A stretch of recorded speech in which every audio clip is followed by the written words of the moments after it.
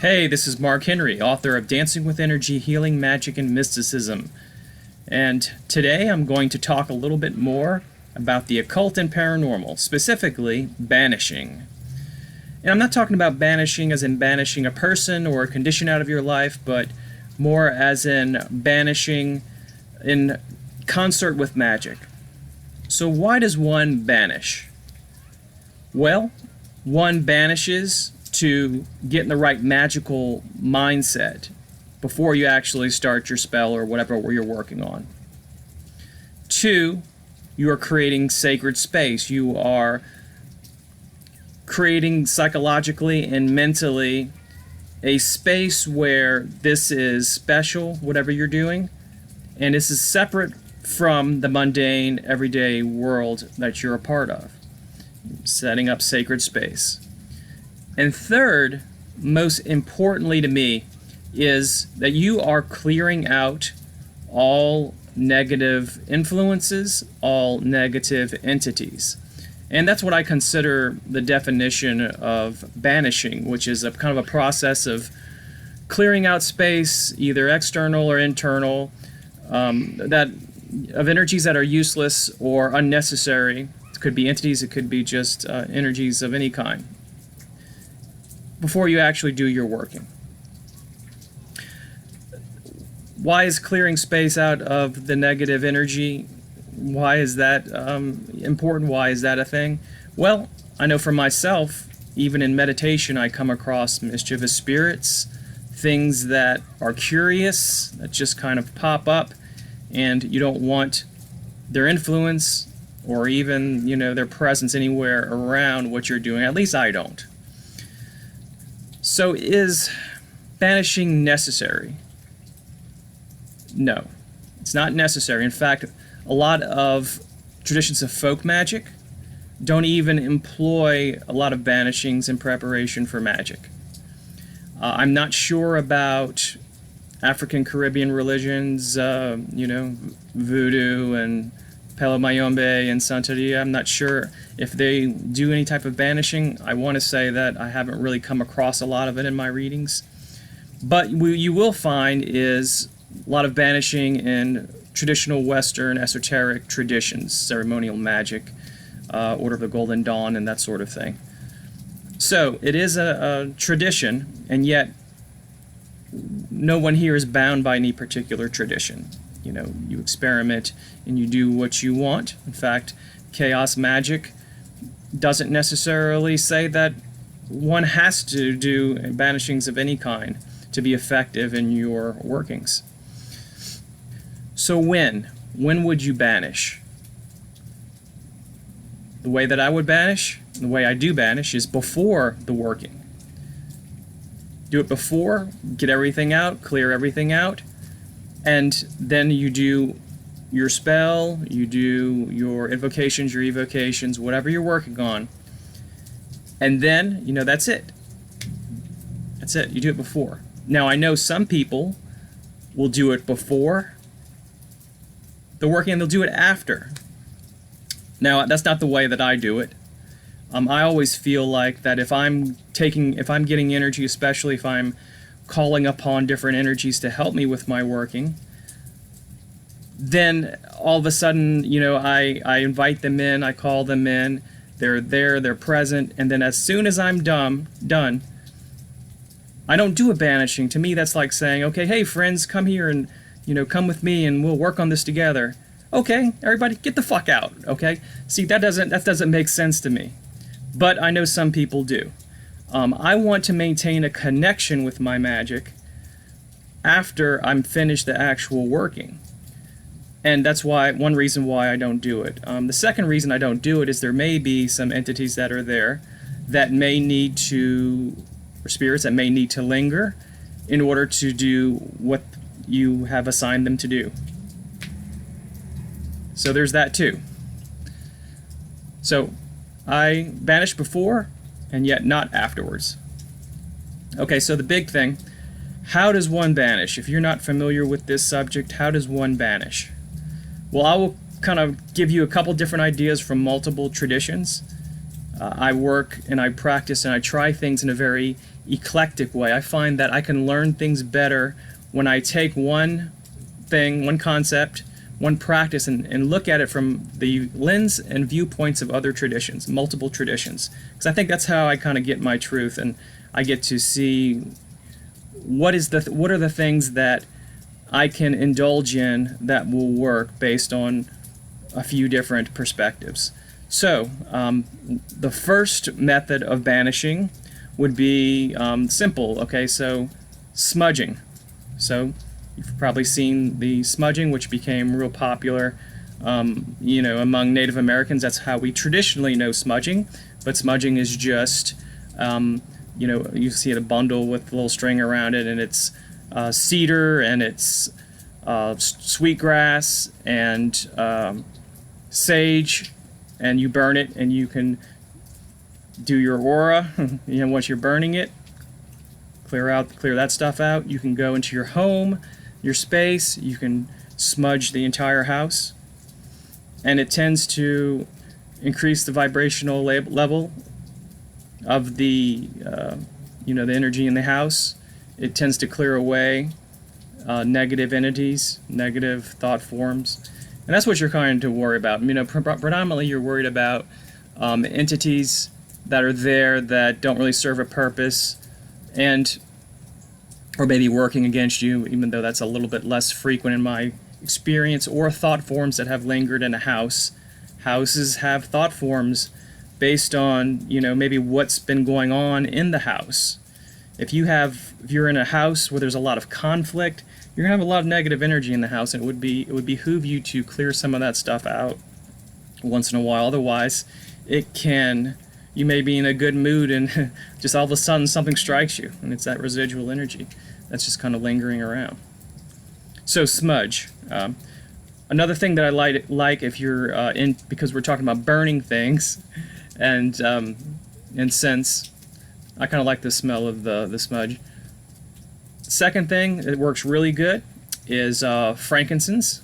Frankincense, when you burn that's some hardcore stuff. It will clear everything out.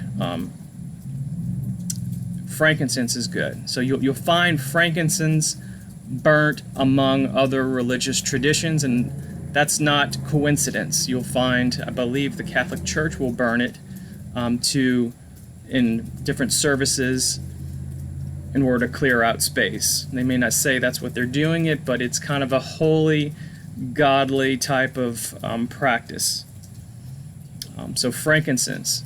If you think about what is it that, again, looking at different traditions, look at the Bible.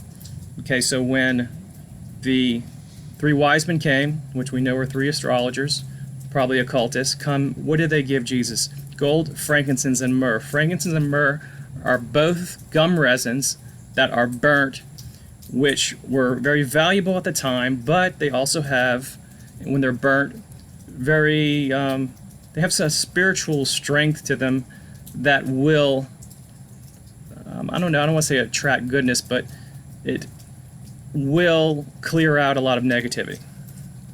So I recommend frankincense. I would also, dragon's blood is really good. Dragon's blood is good. It tends to, if you do have negative spirits around, it tends to weaken them.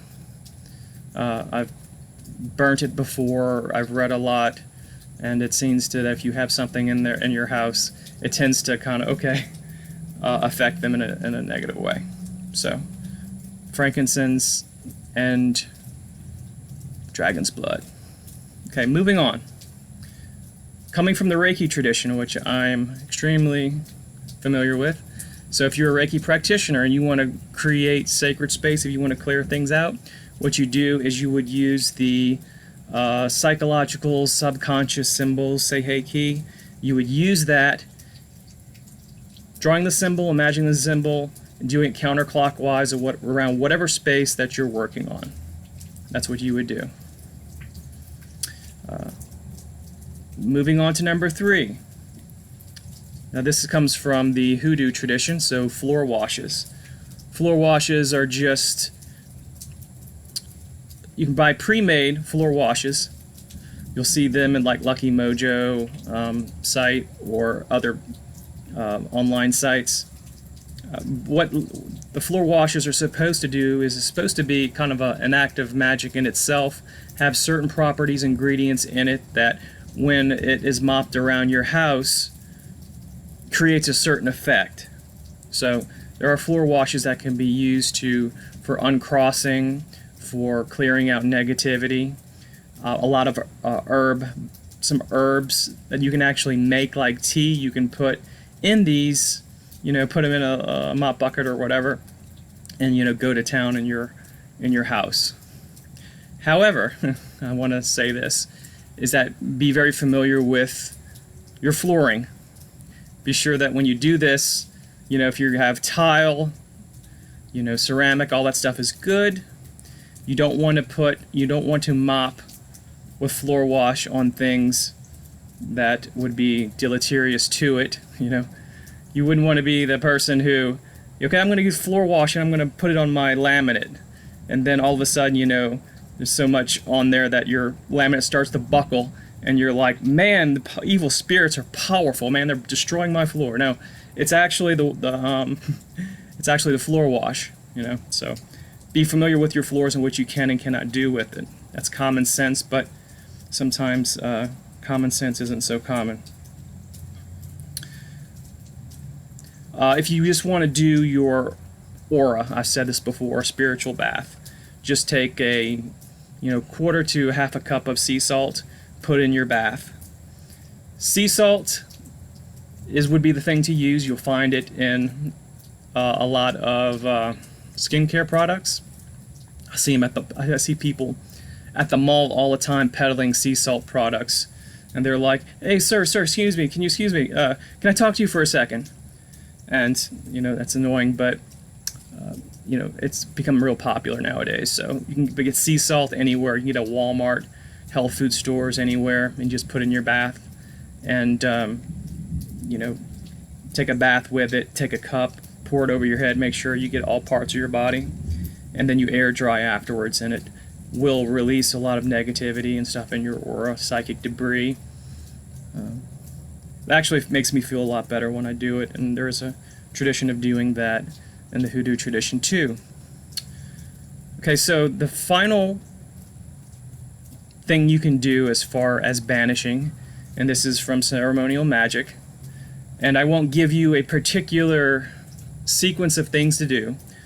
However, if you want to try the lesser banishing ritual of the pentagram, part of the exercise of the magical order of the Golden Dawn, ceremonial magic, usually these processes, these meditations involve visualizing light, saying some sacred names of God, and mentioning archangels.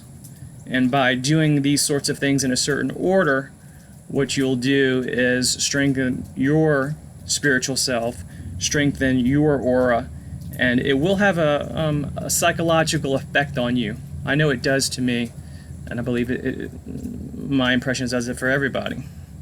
But when you do that, it will give you a level of protection, and if you're in the room when you're doing it, gives that room fills up with very positive, higher level energy. I know for me, when I do that particular one, it clears out a lot of internal stuff, at least temporarily, because nothing is permanent. But I find that if I have any anger, anxiety, fears, anything, it actually goes down from like a level 6 or 7, even if it's not really high, down to like a 0 or a 1. It just has that effect. Now the weird thing is that even if you have other emotions that are maybe human, but you're kind of like let's say you're half excited about something, it might actually take the level of excitement from 6 or 7 because you're looking forward to something to like a level 1. So it kind of like, I consider it, for me, the way it affects me, to be more like dropping a hydrogen bomb of of energy upon you, and it just takes everything back to 0. Now the good part is that you feel this sort of contentment that lasts and endures for me for a couple days. So it's something to play around with. Lesser banishing ritual of the pentagram. I think all magicians and occultists should be familiar with it. Okay. that's about it. I like banishing. I do it before my workings. It gives me a sense of peace. I think it feels like it has an effect, kind of an effect that goes even beyond me when I'm walking around, when I do these sorts of things. You'll find also that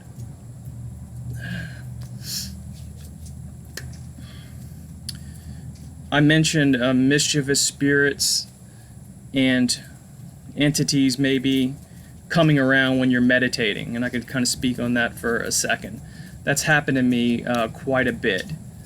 You'll find also that if you look at spiritual traditions, you look at the Bible and the New Testament, you'll find Jesus going to the desert, trying to pray and connect with God and meditate, and then you'll see Satan come and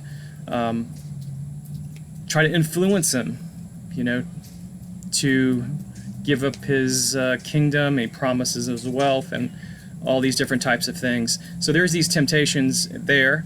There is the Buddhist lore that talks about Siddhartha, Buddha, meditating in the forest where the demon Mara comes and does the exact same thing, tempts him with his daughters who want to have sex with him and all this type of stuff. And Buddha is kind of the ascetic, not eating, not indulging in earthly pleasures. So it kind of gives me a sign, or even if it's not historically true, but a metaphor, that we are being, we do have things around us that are approaching us for their own ends, and we have to resist them and, clear them out if we recognize them. So that's basically it. Thank you for listening to me babble, and I will talk to y'all later.